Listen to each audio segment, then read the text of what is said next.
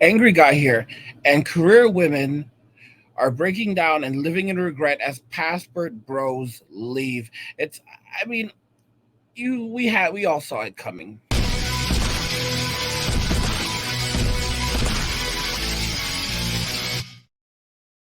So career women are breaking down and living in regret as passport bros leave. All these women who decided to prioritize their career, they are now beginning to really regret it. And the irony is that this is happening when men are completely just walking away. At our Vault conference, we had with a couple thousand people there. I challenged everybody to go do a certain questionnaire the first night, and the next they come and share their breakthrough with everybody. A lady sitting right here, she gets up and she says, Patrick, I have to tell you my breakthrough last night. For the last 20 years, all I've been trying to do is compete against men to prove that I can make as much money as they make. I'm strong. I don't need them. I'm independent. I run a very successful salon. I do very well for myself. I'm very, very successful right now. To my friends, to my peers, I said, where are you going with this? What's wrong with that? She said, the breakthrough I had yesterday is men are not the enemy. I want a husband. I want to get married. I want to have a family. How interesting is that, right? How many endless videos can we see with women in their 60s who bought into the movement to make men and women equal are sitting there saying, I regret making that decision because I'm single, never been married, don't have any kids, and I'm alone. And I wish I would have married men. I wish I would have had kids because I wouldn't have been alone today. Women in their mid to late 30s are frequently confronted with the daunting truth that they will soon be unable to reproduce and that giving birth will become more difficult. This is usually referred to as the wall, a period of time when the biological clock begins to decelerate and eventually stops. For more than 2 decades, women in their early 30s have been effective in garnering the attention of men as young as their early 20s and as elderly as their 50s and 60s. Women in their prime have gotten the attention they've always wanted from men of various ages and social backgrounds who have shown them love and validated them. When women reach the age of 25, however, the attention of younger males begins to wane as they shift their attention to younger women. Many women assume that men their own age do not treat them fairly.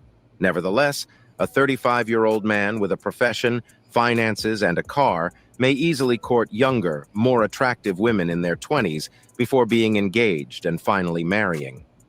As a result, women in their mid to late 30s should consider males in their late 30s, 40s, and potentially even 50s as suitable spouses. Because they have already had children and marriages, many of these older men are now the only ones left on the market. If these men are divorced, they most likely have children and may desire a second wife. If a guy marries a 35-year-old woman after going through this process, she will not give birth until she is 38, reducing her chances of having children.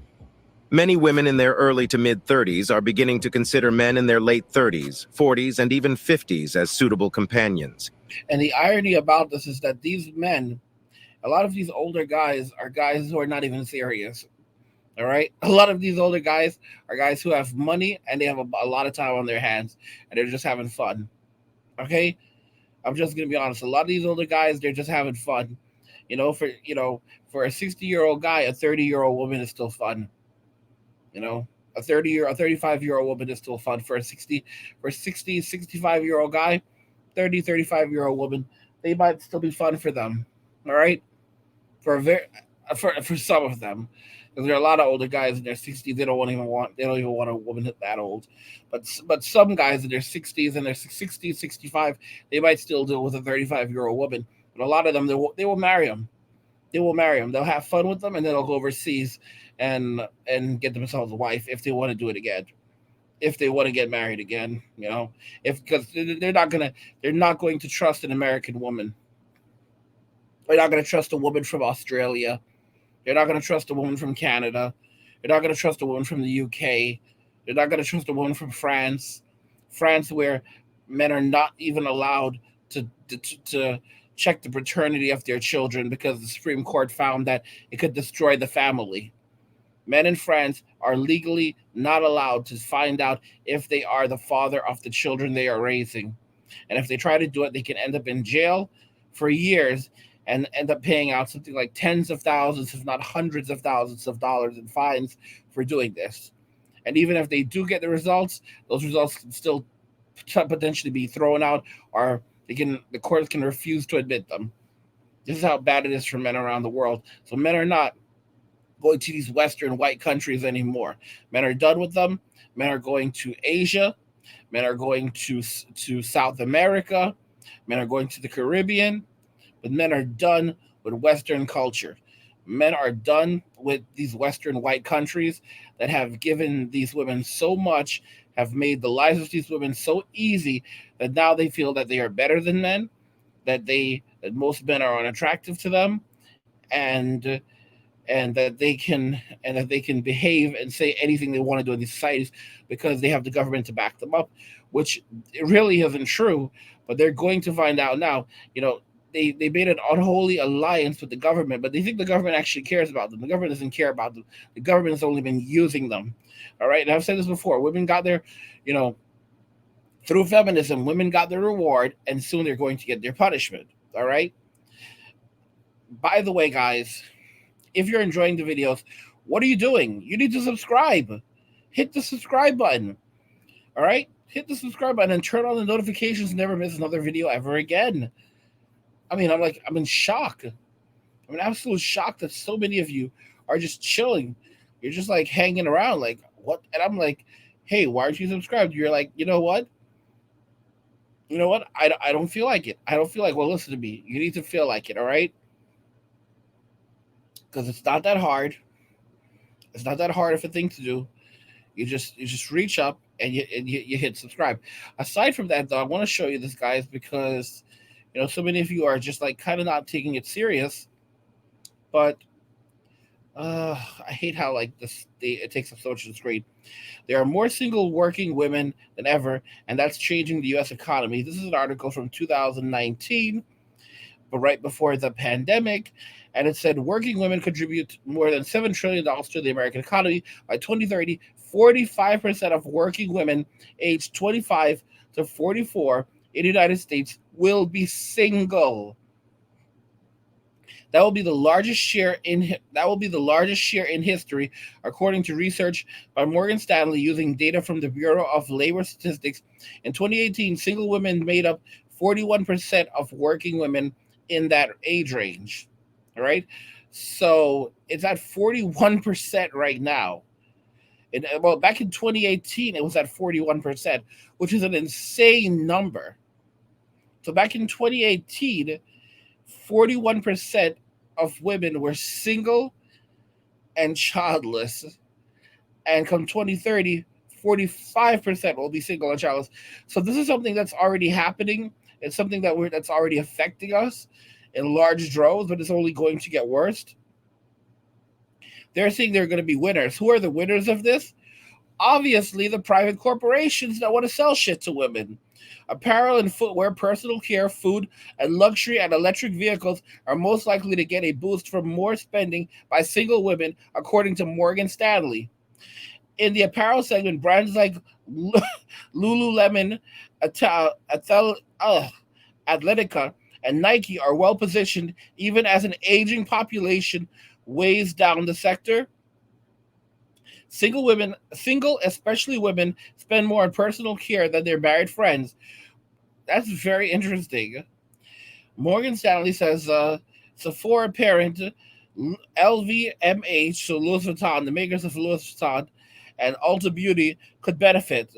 Americans' departure from the traditional family model also means more business for fast casual restaurants like Chipotle Mexican Grill and Starbucks because women don't cook anymore. So they're going to be spending all their money on luxury items, luxury designer and fast food. Luxury, designer, and fast food. And finally, Morgan Stanley expects more women to buy more cars in the future than they do now. At the moment, men represent a bigger group of buyers, but over time, the male-female split of auto buyers will even out, which could give car sales a big boost. The bank's top pick in the segment is Tesla. So women are going to be buying Teslas. Beyond lipstick, but single working women don't just buy lipstick, cars, and yoga pants. Low-income households, which are more likely to be headed by women, spend 82% of their budgets on basic needs like housing, food, transportation, healthcare, and clothing. said Lauren Barr, fellow in economic studies at the Brookings Institution. In comparison, middle income households only spend 78% of their budget on basic needs, according to a report from the Hamilton Project at the Brookings Institute. While housing accounts for the lion's share of spending in all income groups, it eats up nearly half the budget for low income households. Food and transportation are the next two biggest items. So, the proportion of single women in the workforce is likely to grow as more women get bachelor's degrees, marry later, and wait until they're older to have children. About 80% of single women between the ages of 25 and 54 are working or seeking employment. As as the workforce changes, corporations will have to rethink how they can support employees. One of the biggest barriers that remains for female workers is access to childcare. Guys, you know what's really strange? What they're not discussing is the fact that a lot of these women will not physically be able to have children. Okay? After the age of 35, it becomes much more difficult for women to have children. And despite all the women going around saying, "Oh, I had a baby after 35," there are many who struggle. And when they hit 40, there are many who struggle. But it seems like reason does not reach many women today because they're beyond that point where they believe they can do everything and they can have it all. And there are going to be a lot of women that run out there and try to have it get in fetal fertilization when they're like 44 years old, thinking that they're going to do it on their own and have a baby, bring a baby into the world that they cannot take care of. And they're going to try to have this kid all by themselves and they're going to screw the kid over. And it's absolutely terrible. It's absolutely terrible. Absolutely terrible. But these women are going to be extremely selfish. Because they had children and previous marriages, these men may be the only ones left on the market. If they are divorced, they may already have children and be seeking for a second wife. Many of the mid-30s women I know refuse to accept this, arguing that only older men look at them and find it unattractive. The irony is that these same ladies spent their 20s bouncing from one affair to the next and are now at a loss for what to do. Women have been taken aback by the fact that males choose women rather than the other way around. This has made it difficult for women to accept that they are no longer being pursued as they once were. This is especially tough for desperate women who will sleep with anyone who is unprotected. This has resulted in a disruption in the natural order of relationships, with only a small fraction of men understanding these women's situation. Many of my mid-30s female acquaintances have chosen not to have children, and those who do have kids are no longer accepted into their social group. I met a man who had 3 children with 3 separate women, all of whom claimed to take the pill. As a result, many of these women have turned to cougar clubs in an attempt to meet 25-year-old men who are just interested in physical closeness. Asian and black women age more slowly than white women, but once they lose their attractiveness, they age quickly in a matter of years. This is because Asian and black women age slower than white women, but once they lose their attractiveness, they're fucked. Because women mature earlier than men, which has historically aided in the transmission of their genes. This is especially true in times of scarcity, as the earlier a woman matures, the better our species' prospects of survival. Women tend to age faster than males, and this can be a difficult reality to accept. The aging process, like poker, is a cunning game of misdirection in which both sides are involved. Men and women are on an equal playing field in their early 20s. However, by the time they reach their mid-30s, the playing field has shifted dramatically. You know what's interesting? In Dragon Ball Super, for those of you that like Dragon Ball anime, we find out that Saiyans actually age slower. So, a Saiyan, even in like their 60s and 70s, they still could look amazing. And the reason why is because they physically have to stay in shape because they keep on fighting throughout their entire lives. And it's very interesting that somewhat similarly for men who take care of themselves, at least, we age slower. We age slower than women. As long as we take care of ourselves, we take care of our bodies, even into our 60s and 70s, we still look like fucking warriors. Look at Sylvester Stallone. Look at Arnold Schwarzenegger. Hell, look at Trump. He's almost 80 years old. Men who take care of themselves clearly age slower and look phenomenal. absolutely phenomenal. I forget. There used to be a guy named MGTOW is Freedom. That guy's gone now, John. But he said something interesting once. He said that from the moment from the moment our balls drop to the day we die, we look good. You know, and that's something that women don't have. We look we age like fine wine, and women on the other hand, women age like cheese. And it's unfortunate to say it, put it like that, but women don't age well. They absolutely don't. The wall is absolutely real, and a lot of women don't realize it until it's too late, and then they call it misogyny. They call it, a variety. They say that you hate women. They say that it's a discrimination. But in reality, it's not fair. It is There is a fairness to it because women are given all their rewards early on in life. Being able to go on expensive vacations, hang out with guys like Andrew Tate and NBA players that are worth $100 million, you know, and musicians, famous musicians. You get to hang out with Chris Brown and drink $30,000 champagne and ride around in what do you call those things in sports cars, 200, not even supercars, 400,000 $1 million sports cars. Like, how many men watching this video right now will never ever ride around in a car that costs over $100,000? All right. And how many women, the average woman, can say that she's been in a car that cost over 200, 300, or $400,000, and that means nothing to her? It's like, oh, I've done that many times already, and that's something that Andrew Tate has called out before. I believe it was Andrew who talked about it. Where, like, he had a woman who she was going to get into the car, and he went to open the door for her, and she acted like she had kind of an attitude, like, oh, I've been in these cars before.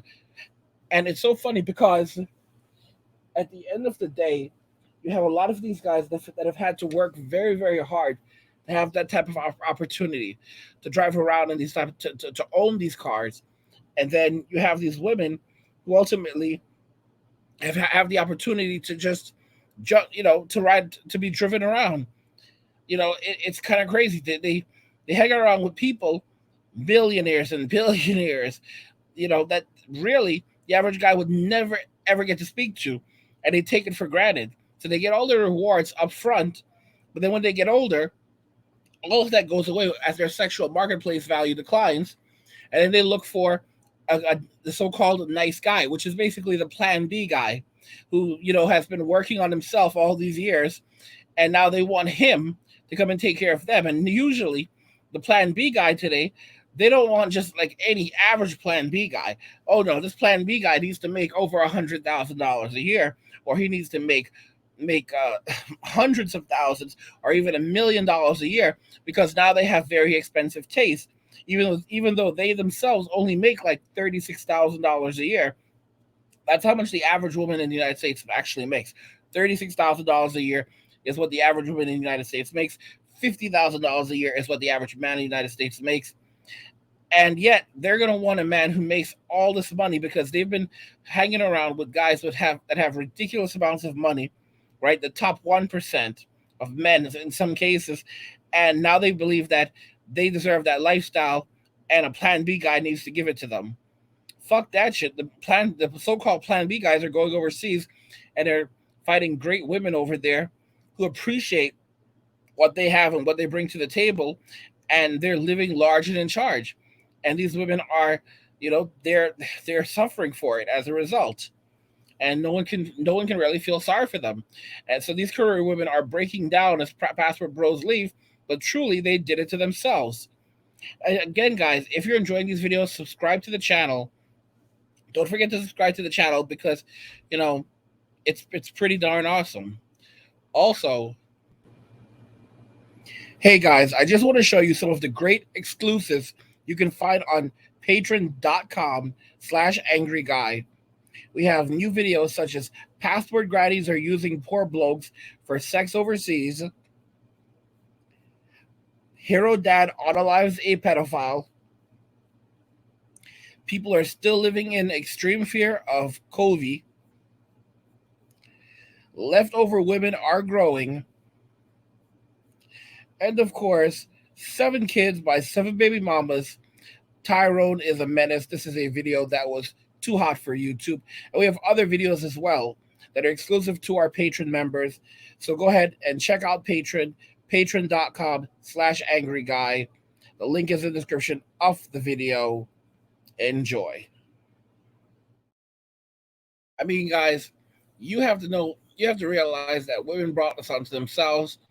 They made a decision. They wanted to live these lives. They wanted to be 304s. They wanted to go through their whole journey, their whole I forget what their whole phase, and now now they're going to pay for it. Anyway, guys, that's all I have for you. Let me know what you think in the comments about this, about career women, how career women are breaking down as password bros leave. I want to hear what you guys think. And if you like the videos, go ahead, hit the like button. Don't forget to subscribe. And if you like the videos, share the videos. And just remember that all roads lead to MWA, men walking away. And cheers.